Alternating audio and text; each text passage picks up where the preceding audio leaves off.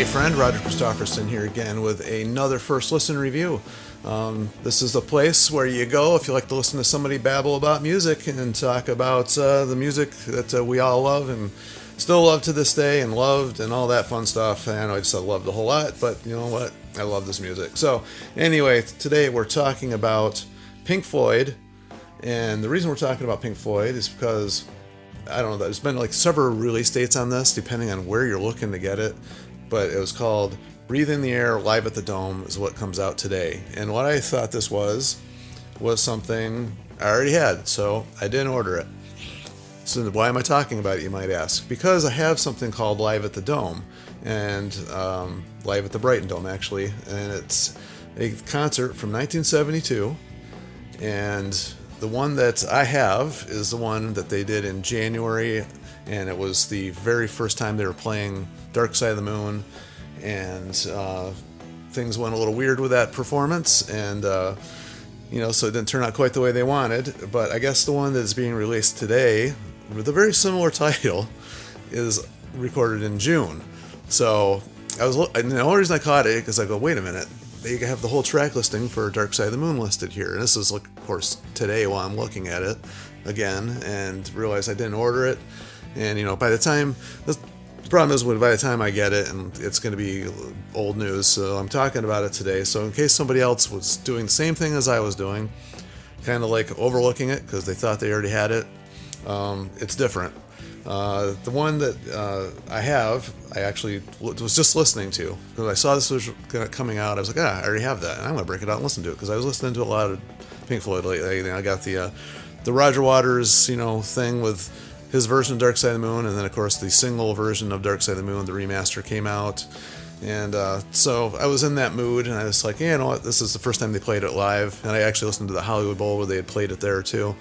And this is like a better recording of it, although disaster happened in the middle of it, which I'll explain in just a minute. But so I was listening to it, and basically this performance, the one from January, they're performing. They had practiced, rehearsal went a little bit weird, and then they were experimenting with some new visual stuff going on, a new light show.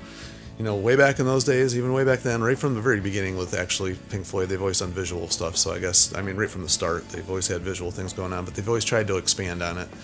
And this is one of those times that they're trying to do that. They're going through and they're kind of adding different things in there that didn't actually end up on the album because this is before the album came out. So they were doing stuff, they were calling it the travel sequence and the mortality sequence, and there's some talking and stuff in there. And a little bit more freestyle jamminess going on, which I like that type of thing. And so they get down through all that and they get to Money, and they get about halfway through it and you hear this loud crazy noise I can't even explain. It'll sound like an explosion of static, but worse. And so they end it there, and basically what happened was the system that they're using, there's power, it overpowered the system. So to get things up and running again, they had to switch everything over, or it was either that, or I might be getting the details wrong because it's been a while since I've heard the story. It was either that, or before the show started, they had already overloaded a circuit, so they were powering everything through one circuit, and that overloaded that one as well. So I don't remember exactly what it was, but either way, too much power going on, so they couldn't use all the lights and all the stuff they were doing. It was beyond repair at that point. But, they're only halfway through a show, not even halfway through a show, actually. So they came back out, decided, all right, we're not going to do the Dark Side of the Moon thing.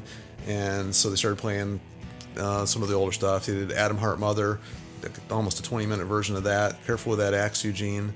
And One of These Days, both, 10-minute songs. And then they finish up with Echoes, which was a little over 26 minutes, and A Saucerful of Secrets, 16 minutes. The majority of the show was the big epic songs, and they performed them great. There's so many bootlegs of Pink Floyd out there. You get something new every time. They actually, amazingly, after something that terrible happens, they came back out and played those songs really well. I'm sure they played them 100 times, but still sometimes the attitude of something bad happening can bring you down, and it can affect the performance. I don't know. I don't think it affects their performance at all here. I thought they sounded actually really good on those songs. Like I said, it's a better recording than the Hollywood Bowl thing that I was just referencing. And I'm probably going to have to go get this. I don't think I have this other version of the June performance, so I'm probably going to have to get that one. But like I said, by the time I get it, it's going to be old news. So I probably won't be doing a review on that one. But just in case there's anybody out there wondering what this whole thing was, because it is a little confusing, I'm not going to lie. Sometimes things sneak past us and we miss things. There's just so much information out there that we have to rely on each other sometimes to keep us up to date. So like I said, if there's anything I'm missing out there, if somebody knows the story a little bit clearer than I remember it, feel free to comment down below. And as always, like, share, subscribe so we can keep these guys alive. I mean, who am I kidding? Pink Floyd's not going anywhere. I just like talking about Pink Floyd. So anyway, until next time, we'll see ya.